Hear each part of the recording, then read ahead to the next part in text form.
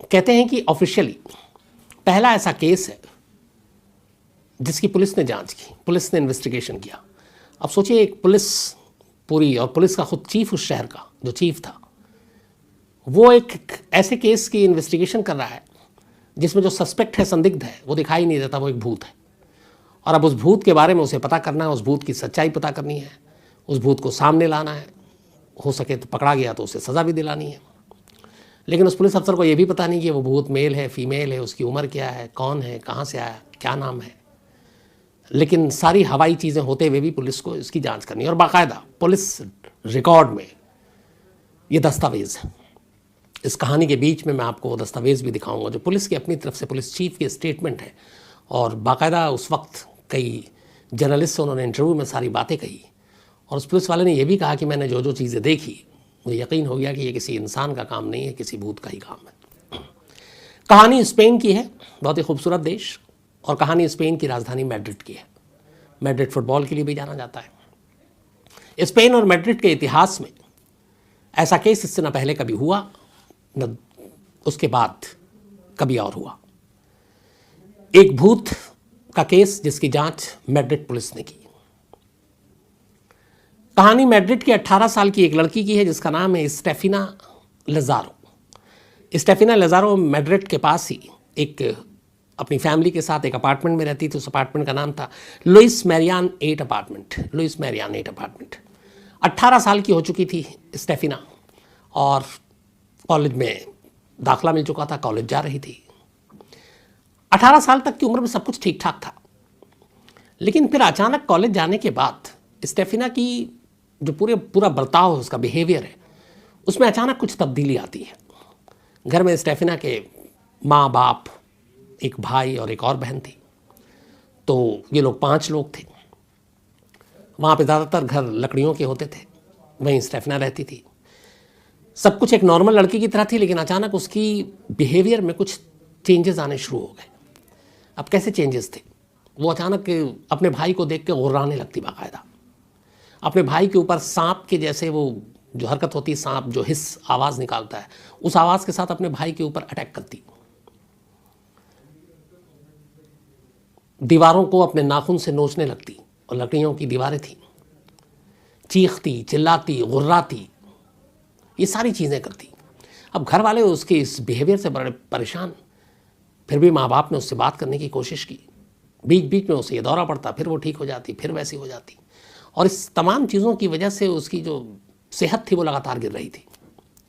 माँ बाप ने उससे बहुत पूछा, तो एक दिन स्टेफिना ने बताया कि मुझे भी नहीं मालूम मैं ऐसा क्यों करती हूँ या क्या करती हूँ, लेकिन मुझे आधी रात को अमूमन कुछ एक शैडो, एक साया सा दिखाई देता है, और पता नहीं क्या है, इंसान तो नहीं है, लेकिन वो एक कोई अजीब सी चीज़ होती है, और मैं उसे जब भी देखती हूँ तो मुझे अजीब सा होता है। उसके बाद फिर मैं गुर्राने लगती हूँ, अपने नाखून से दीवारों को नोचने लगती हूँ, सांप की तरह हिस जो आवाज़ है वो निकलती है।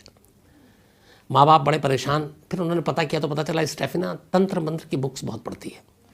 ये जो भूत प्रेत होते हैं सारे, उनके, ये लोग कैथोलिक क्रिश्चियन थे, तो धर्म पे भी पूरा विश्वास था इनका, मज़हब पे अपने, लेकिन वो साथ में ऐसे बुक्स भी पढ़ती थी। माँ बाप को लगा शायद इस बुक्स पढ़ने का असर है, उन्होंने फिर उसके कमरे से वो सारी किताबें हटा दी, लेकिन फिर भी ठीक नहीं हुई। वक्त बीतता गया, करीब 6 महीने हो गए, स्टेफिना की सेहत लगातार गिरती गई।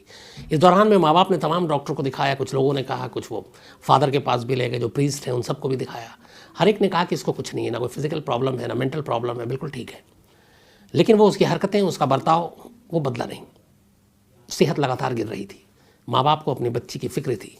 आखिरकार उन्हें लगा 6 महीने के बाद, ये बात है, ये सारी कहानियाँ शुरू थी अर्ली 1990 में, लेकिन अगस्त 1991 में स्टेफिना की सेहत जब लगातार गिरती गई, वो कमज़ोर हो गई, तो माँ बाप से बर्दाश्त नहीं हुआ और वो उसे मैड्रिड के एक सरकारी हॉस्पिटल में ले गए। उन्होंने कहा कि इसका पूरा चेकअप कराएंगे, पता करेंगे क्या बीमारी है, क्या है। अब वो हॉस्पिटल गई, हॉस्पिटल में सारा चेकअप हुआ, हर एक एक्सपर्ट्स ने देखा, साइकेट्रिस्ट ने भी देखा।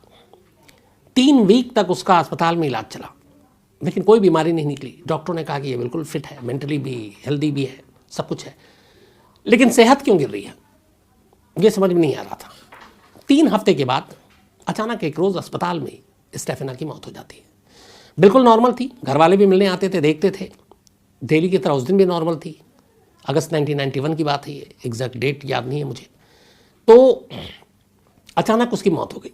घर वालों को जब ये बात पता चली तो उनको यकीन नहीं हुआ, क्योंकि स्टेफना से वो कुछ वक्त पहले भी मिले थे, कुछ घंटे पहले भी, और वो बिल्कुल ठीक थी। हाँ, जो उसके साथ ये सारी चीज़ें हो रही थी पिछले 6 महीने से, वो बंद नहीं हुआ था, लेकिन डॉक्टरों को भी कोई ऐसी बीमारी का पता नहीं चला था। अब उन्होंने कहा ये क्या, डॉक्टर भी हैरान थे कि अचानक उसकी मौत कैसे हो गई। इसके बाद खैर पोस्टमार्टम होता है, ऑटोप्सी रिपोर्ट आती है, तो उसमें और तो कुछ जिक्र नहीं था, बस ये था कि दिल की धड़कन रुक गई और इसी की वजह से मौत हुई। बाकी ना उसके शरीर पे कोई जख्म के निशान, ना चोट के निशान, ना कोई और सिम्टम, ना कोई और बातें। अब 18 साढ़े 18 साल की उम्र में हार्ट अटैक, दिल के दौरे से मौत, ये बात भी डॉक्टरों को अजीब लग रही थी। आजकल तो ऐसे बहुत केस आते हैं, मैं 90s की कहानी आपको सुना रहा हूँ, तो ऐसा बहुत कम होता था। इस एज में जनरली दिल का दौरा नहीं पड़ता। लेकिन अब वो डॉक्टर भी हैरान थे पोस्टमार्टम रिपोर्ट देखकर, बट उन्हें कुछ समझ में नहीं आया। खैर, माँ बाप ने फिर बॉडी ली, उसके बाद पूरे रीति रिवाज से कैथोलिक के अपनी बेटी को कब्रिस्तान में ले जाकर दफना दिया। दफनाने के बाद ये लोग घर लौटते हैं। जो स्टेफिना का कमरा था, माँ बाप को उससे बहुत प्यार था, बड़ी बेटी थी, वो उस कमरे को वैसे ही सहेज कर रखते हैं। उसके कमरे की हर चीज़ की साफ़ सफाई करते हैं, बेडशीट डालते हैं, और जो स्टेफिना की छोटी छोटी चीज़ें थी यादगार, जो अपने कमरे में रखती थी, चाहे वो किताबें हों, चाहे वो खिलौने हों जो बचपन में खेलती थी, उसके कपड़े हों, सब वहीं उन्होंने सहेज कर रखा और उस रूम को लॉक कर दिया। बीच बीच में फिर वो रूम की जब सफाई करते और फिर बंद कर देते। पहला हफ्ता तो कुछ नहीं, एक हफ्ते के बाद अचानक उन्होंने नोटिस किया कि वो बेडशीट बदल देते, उसका कमरा जो है साफ़ कर देते, सब कुछ ठीक हो जाता।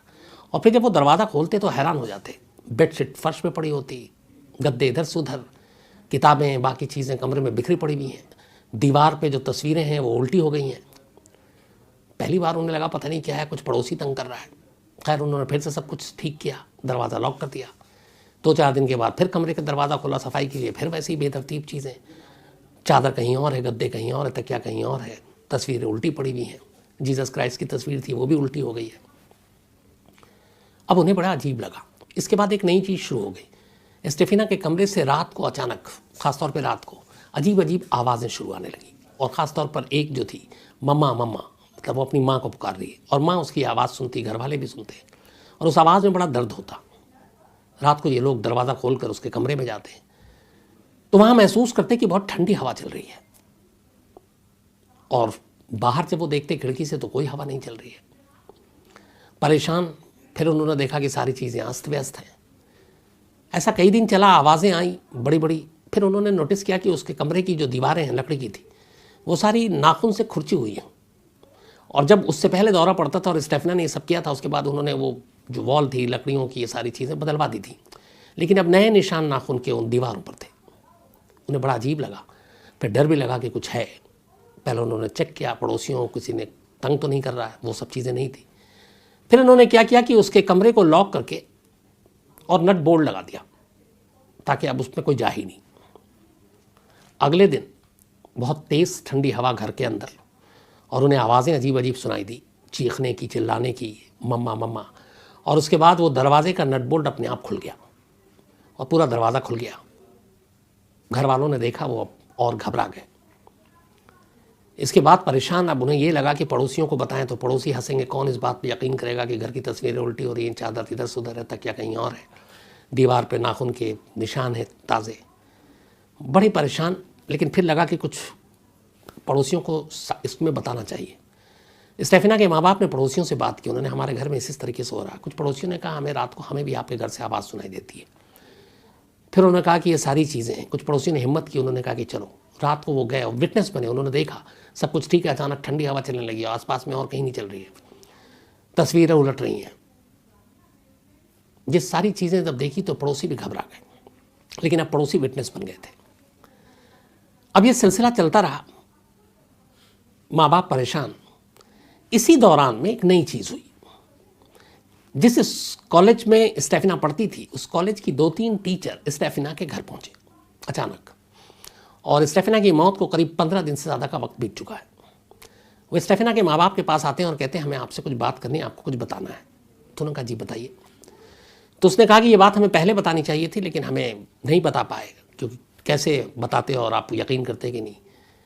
उनमें से एक, चूँकि ये क्रिश्चियन स्कूल था तो नन थी, वो नन भी घर आई थी स्टेफिना के मिलने के लिए।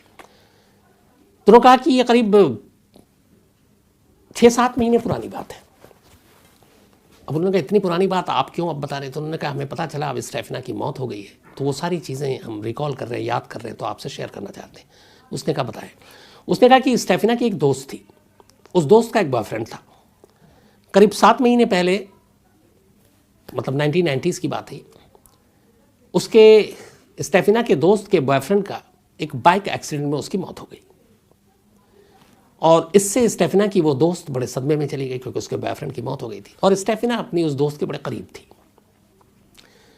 नन ने बताया कि इसके बाद मैं एक दिन स्कूल के पिछले हिस्से में गई, तो वहाँ पे 4 लड़कियों को देखा।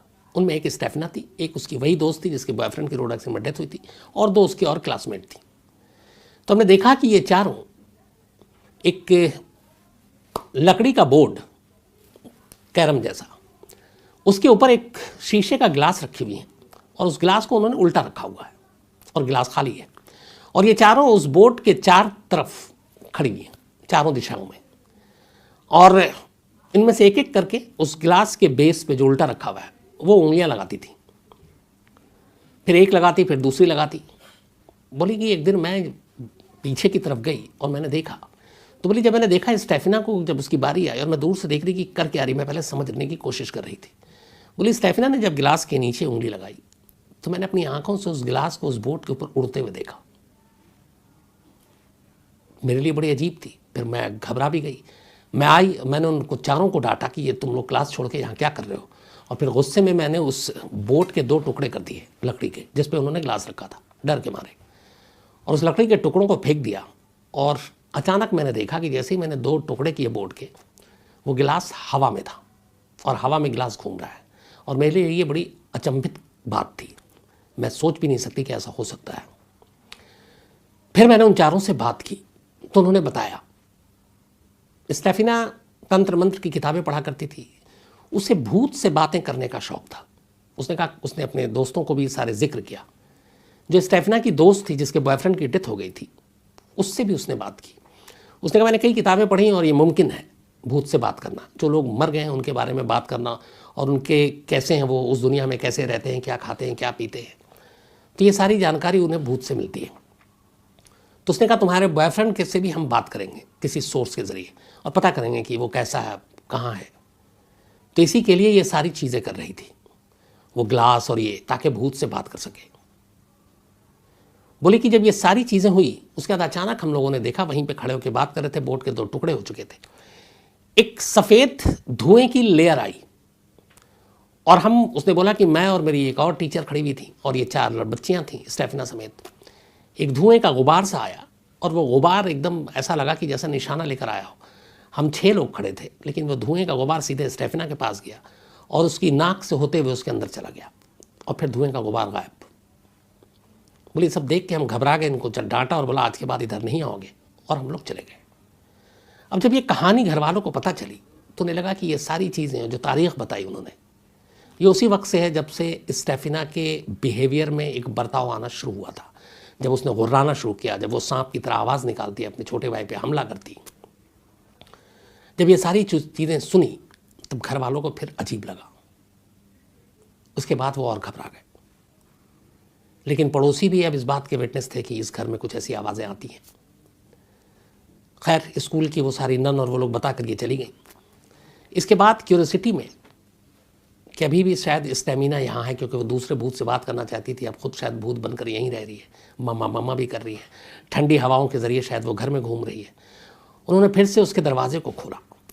दरवाज़ा खोला तो देखा कि जीसस की तस्वीर उल्टी लटकी हुई है, सारे सामान फिर से इधर से उधर बिखरे पड़े हुए हैं। उसके बाद अचानक देखा कि उन्होंने स्टेफिना की एक तस्वीर जो फ्रेम में लगी थी वो भी फर्श पे गिरी है। अपनी बेटी की तस्वीर को फर्श पे गिरा देख माँ ने तस्वीर ज़मीन से उठाने की कोशिश की।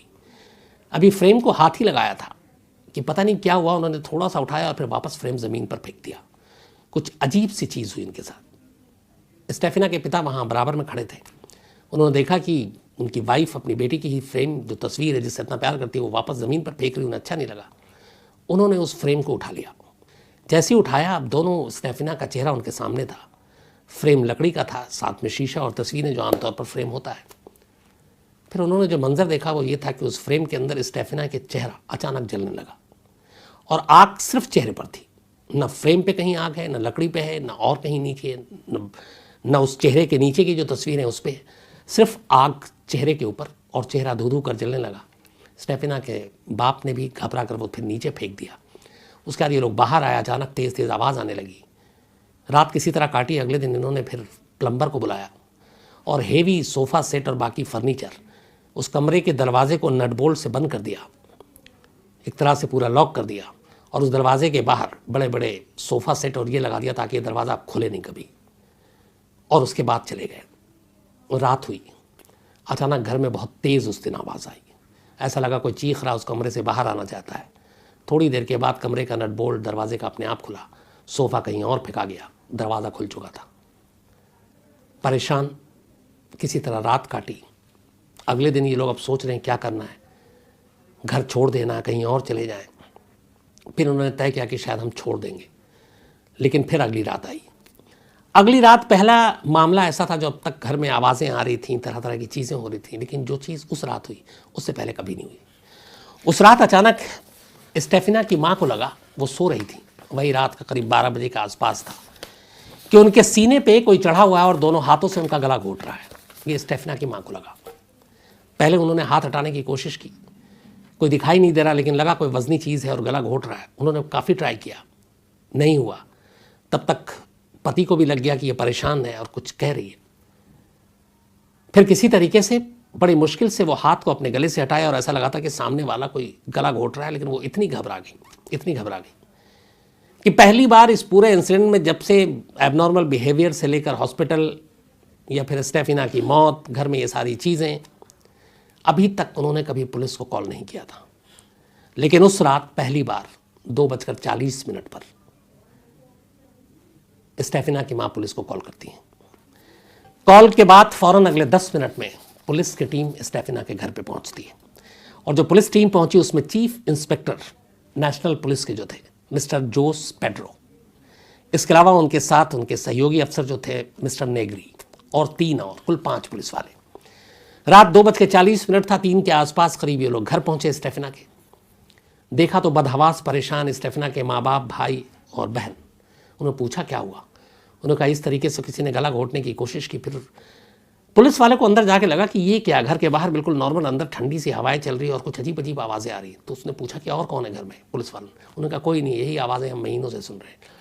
फिर उन्होंने कहानी बताई। फिर उन्होंने कहा कि वो कमरा देखना चाहते हैं। वो कमरे में गए, सारी चीज़ें फिर उन्होंने देखी कि तस्वीरें सब उल्टी ली, बिस्तर कहीं और है, चादर कहीं और है, तकिया कहीं और है। इसके बाद उन्होंने उस कमरे के अंदर बहुत तेज़ हवा और आंधी की सुगबुगाहट आई। पुलिस वालों ने कहा कि खिड़की खोल के देखते हैं। उन्होंने खिड़की खोल के देखा, बाहर बिल्कुल मौसम शांत। अब पुलिस वालों की हवा ख़राब हो गई और उन्हें लगने लगा कि कुछ गड़बड़ है।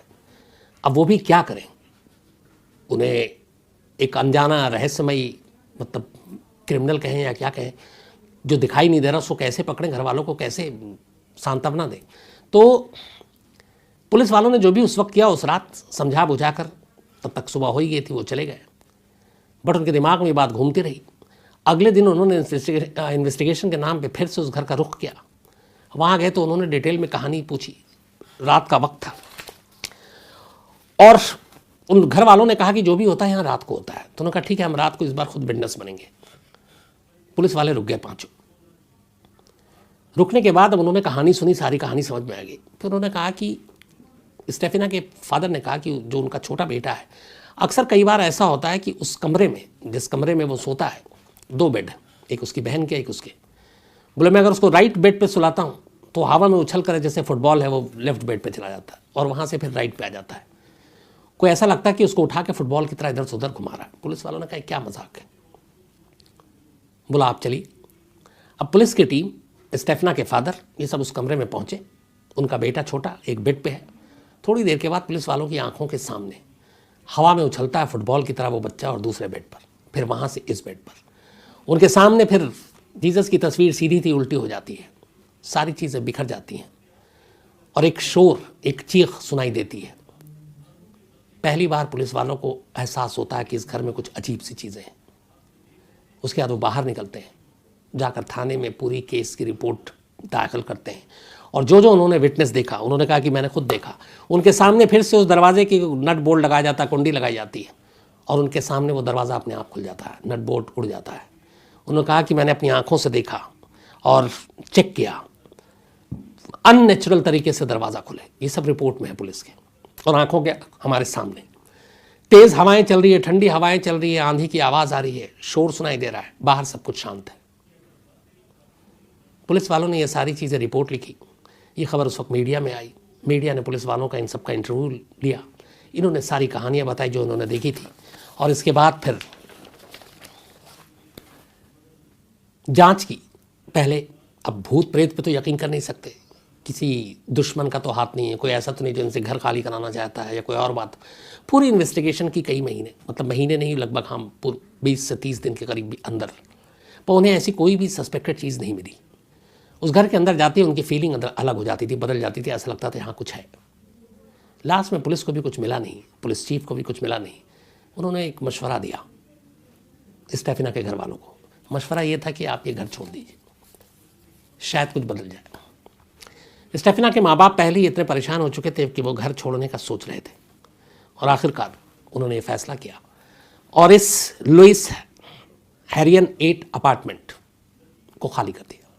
खाली करने के बाद वो मैड्रिड में ही एक दूसरी जगह पहुंचे और दूसरे अपार्टमेंट में रहने लगे।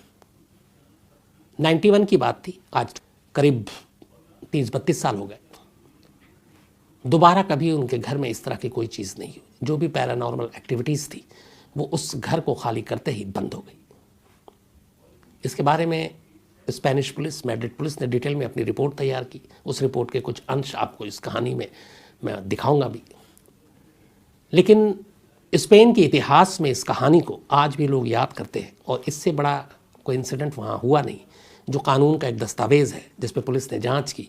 हालांकि इस केस को पुलिस सुलझा नहीं पाई, लेकिन नसीब अच्छा था, घर बदलते ही ये सारी चीज़ें रुक गईं और इसीलिए पुलिस को उस गुमनाम, अनजान, अनदेखा, जो चेहरा भी जिसका नहीं, ऐसे किसी भूत की तलाश लंबे वक्त तक नहीं करनी पड़ी। ये पैरानॉर्मल जो एक्टिविटीज़ थी ये सब खत्म हो गई। बाद में इस पर एक सीरीज़ भी बनी, शायद ये फिल्म, जिसका नाम था वेरोनिका। लेकिन कहते हैं कि वेरोनिका अगर 100 लोग हैं तो उनमें से शायद ही एक ने भी अभी तक इसको कंप्लीट नहीं किया देखना, ये कहा जाता है। लेकिन इसके ऊपर एक वेरोनिका बनी। तो ये थी कहानी एक ऐसे भूत की जिसको बाकायदा रिकॉर्ड पे पुलिस को केस दिया गया जांच करने के लिए। पुलिस ने जांच की और जैसा कि हम सब जानते हैं, भूत को पकड़ नहीं पाई।